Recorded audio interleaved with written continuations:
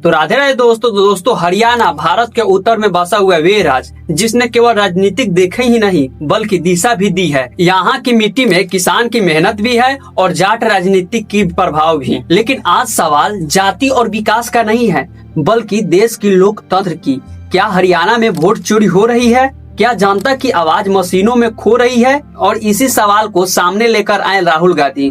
उन्होंने खुलकर कहा लोकतंत्र पर हमला हो रहा है, वोट चोरी हो रही है। आज हम जानेंगे हरियाणा की राजनीति का सफर, वोट चोरी आरोपों का सच और राहुल गांधी के बयान का।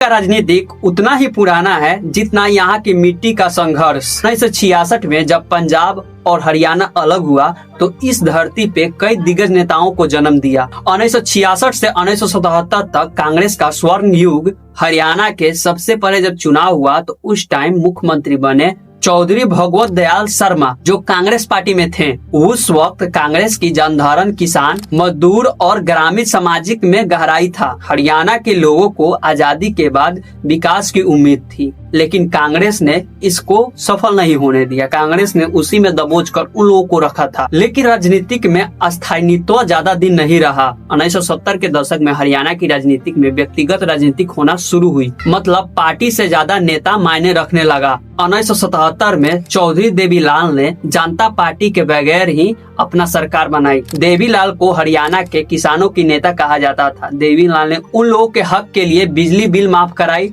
और रोजगार पर जोर दी। यहीं से जात गैर जात की राजनीति की नींव पड़ी। देवीलाल की लोकप्रियता ने हरियाणा के राजनीतिक में गांव तक गहराई में प्रभावित किया। 1980 से 1990 के बीच इनेलो यानी कि इंडियन नेशनल लोक दल एक बड़ी ताकत बन गई। हरियाणा में दो ही मुख्य ध्रुव रह गए, एक तरफ भूपेंद्र सिंह हुड्डे की कांग्रेस, दूसरी तरफ चौटाल परिवारों की इनेलो। भजन लाल, भूपेंद्र सिंह हुड्डे, ओम प्रकाश चौटाल, इन नेताओं ने हरियाणा की राजनीतिक में अपनी अपनी दिशा दी। हरियाणा का राजनीतिक जहां हुड्डे ने शहरीकरण और औद्योगिकीकरण पर ध्यान दिया, वहीं चौटाल ने किसान और ग्रामीण बैकग्राउंड को मजबूत किया कि उनको वोट अच्छा खासा मिल जाए। हरियाणा का राजनीतिक समीकरण जाति पहचान पर टिका रहा, जहां बैनाम गैर जाट राजनीति यहाँ हर चुनाव का निर्णायक फैक्ट बन गया। 2005 से 2014 तक लगातार कांग्रेस ने वहां की सत्ता संभाली और भूपेंद्र सिंह हुड्डे ने वहां पे 2 बार मुख्यमंत्री बने। लेकिन इस दौर में हरियाणा के विकास में कई योजना आई, लेकिन विपक्ष ने भूमि घोटाला और भ्रष्टाचार का आरोप कई बार लगाए। लेकिन 2014 में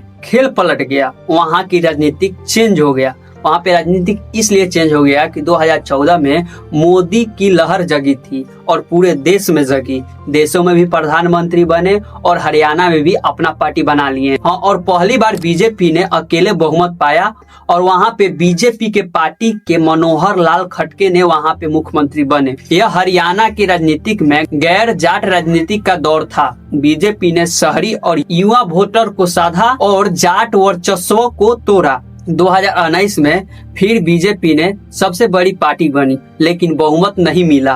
तब दुष्यंत चौटाला की जेजे पार्टी ने जननायक जनता पार्टी ने साथ दिया। इस गठबंधन ने सत्ता तो संभाली, लेकिन जातीय और क्षेत्रीय असंतुलन के आरोप में उठे। 2019 में बीजेपी वहां पे एक पार्टी के साथ संगठन बनाई, जिस पार्टी का नाम था जेजेपी। वहाँ पे बीजेपी ने संगठन तो बना ली और वहाँ पे 2019 के बाद वहाँ पे जो था किसान आंदोलन हुआ था।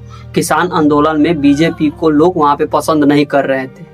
उन लोगों का कहना था कि अब बीजेपी का सरकार यहाँ पे नहीं रहेगी, क्योंकि वहाँ पे किसान आंदोलन था, बहुत खतरनाक हुआ था। देश भर में सबसे खतरनाक किसान आंदोलन हरियाणा में हुआ था और पंजाब में हुआ था। हरियाणा के लोगों ने सोच लिया था कि अब की बार बीजेपी इस सत्ता में नहीं रहेगी। यही सबको मद्देनजर देखते हुए एक पार्टी ने उनसे हाथ मिला ली, जेजेपी।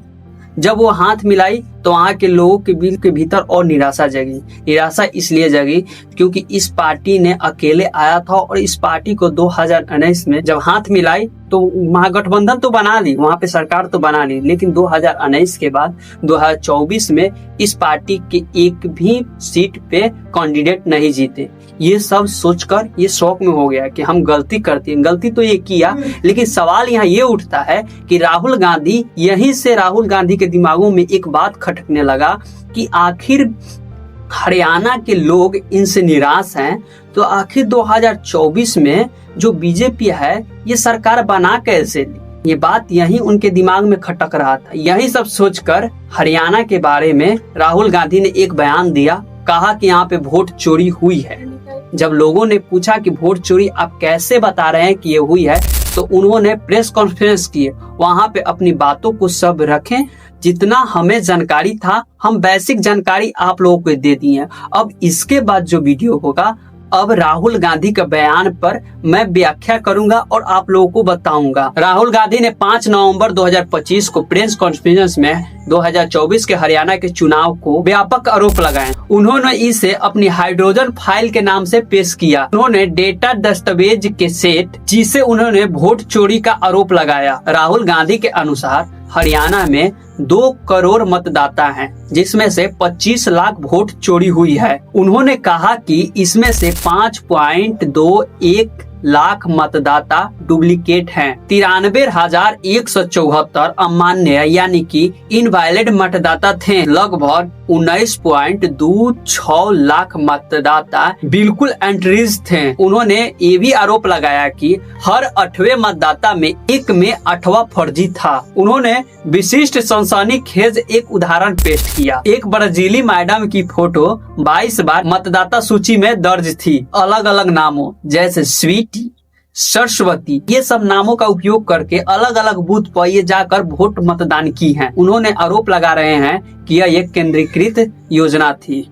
इलेक्शन कमीशन इंडिया और भाजपा यानी कि भारतीय जनता पार्टी यानी भाजपा हरियाणा में जनसेध चुरा रहे हैं। उन्होंने कहा कि इससे कांग्रेस को लगभग 22,769 वोटों से हार मिली है। कुछ सीटों पर वास्तव में बड़े पैमानों पर वोट चोरी हुई है। राहुल गांधी ने प्रेस कॉन्फ्रेंस में स्लाइडर्स मतदाता सूची में नमूने छवि का प्रयोग किया, जैसे कि एक फोटो जिसमें वही ब्राजीली मैडम दिखाई गई, जिसका नाम मतदाता सूची में कई बार दर्ज था। उन्होंने ये बताया कि मतदाता सूची में हाउस नंबर 0 जैसे पत्ते मौजूद थे, जिन्होंने उन्हें झूठ बताया। ये सब हम नहीं बोल रहे हैं, ये सब राहुल गांधी का बयान है, उसी को हम आपके सामने एक्सप्लेन कर रहे हैं। उन्होंने ये भी कहा कि इस तरह के गड़बड़ी, नाम बदले, दूसरी जगह वोट डालने आदि प्रक्रिया रोकने के लिए SIR जैसे उपाय क्यों नहीं हो रहे हैं। हरियाणा के मुख्यमंत्री नयाल सिंह सैनी ने राहुल गांधी को आरोप को खारिज किया।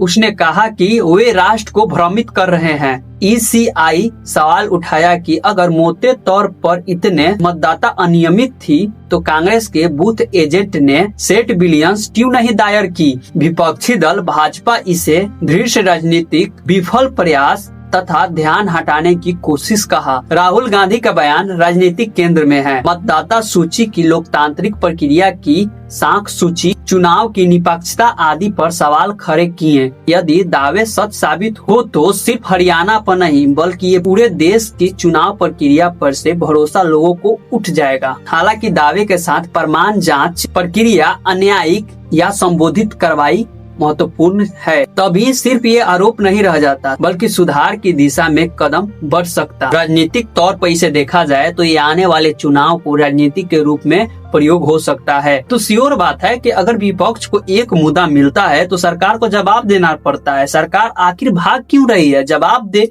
और इलेक्शन कमीशन भाग क्यों रही है, वो भी जवाब दे। वो बच रही है और सरकार भी बच रही है। इससे तो भाई किसी को शक भी ना होगा कि हाँ सच में क्या ये लोग वोट चोरी किए हैं। सामाजिक दृष्टि से मतदाता संरक्षकता, मतदाता सूची के प्रदर्शित चुनाव आयोग की दावादेही जैसे विषय चर्चे में आई है। आएगी क्यों नहीं।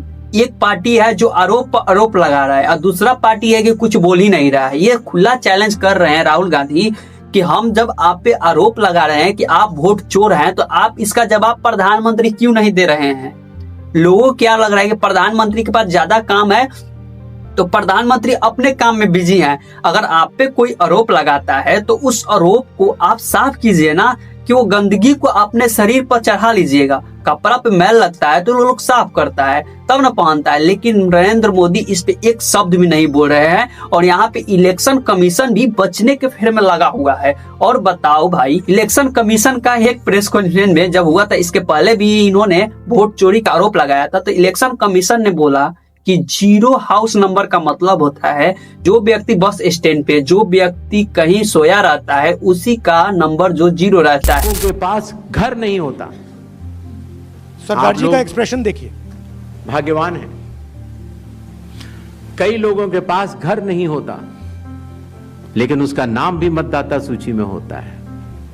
और उसका पता क्या दिया जाता है? उसका पता वो जगह दी जाती है जहां वो व्यक्ति रात को सोने आता है, कई बार सड़क के किनारे, कई बार पुल के नीचे, या कई बार लैंप पोस्ट के किनारे। राहुल गांधी ने बहुत बड़े आंकड़ों में दिए हैं 25 लाख मतदाता विधायक, लेकिन ईसीआई अन्य पक्ष द्वारा उन आंकड़ों की जांच जारी है और ये सवाल उठाए जा रहे हैं। लेकिन ब्राजीली मैडम वाला उदाहरण बहुत चर्चे में है। इसके बारे में जानकारी इकट्ठी की जा रही है, लेकिन अभी तक कोई जानकारी पुष्टि नहीं हुई है। यह इसलिए महत्वपूर्ण है क्योंकि ये मुख्य उदाहरण के रूप में पेश किया गया है। यदि कांग्रेस या अन्य पक्ष शिकायत और आपत्ति ध्वनि नहीं की है, इस प्रकार के बड़े आरोप अन्याय रूप से बहुत कठिन हो सकती है। ईसीआई ने पूछा है कि अगर इसमें फर्जी मतदाता हैं, कांग्रेस कैसे और कब आपत्ति की। राजनीतिक विवाद का रंग लेने का भी जोखिम है। कभी कभी ऐसे मामले जनहित से अधिक राजनीतिक रणनीति के तरह उभरते हैं। उन्होंने बिहार के कुछ लोगों को लाया स्टेज पे और वहाँ पे उन्होंने बोला कि ये सब परिवार का जो है वोटर लिस्ट से नाम काट दिया गया है। वहाँ पे इन लोगों को भी पुष्टि कर दिया। मैंने यहाँ पे है क्या, ये भी यहाँ पे थोड़ा राजनीतिक हो रहा है, तो उससे हम लोग को फर्क नहीं पड़ने वाला है। अगर वोटर लिस्ट में से नाम काट दिया गया है तो स्पष्ट है कि गलत हुआ है। इसका तो सुप्रीम कोर्ट में भी सुनवाई हुआ था जब हमारे बिहार में 60,000 से बेसी वोट काटे गए थे। फाइनली गाइस, आज का वीडियो को खत्म करते हैं। आई होप कि वीडियो देखकर आप सबको अच्छा लगा होगा। अगर अच्छा लगा है तो प्लीज वीडियो को लाइक कीजिए, चैनल को सब्सक्राइब कीजिए। चलिए मिलते हैं नेक्स्ट वीडियो में, तब तक के लिए बाय बाय।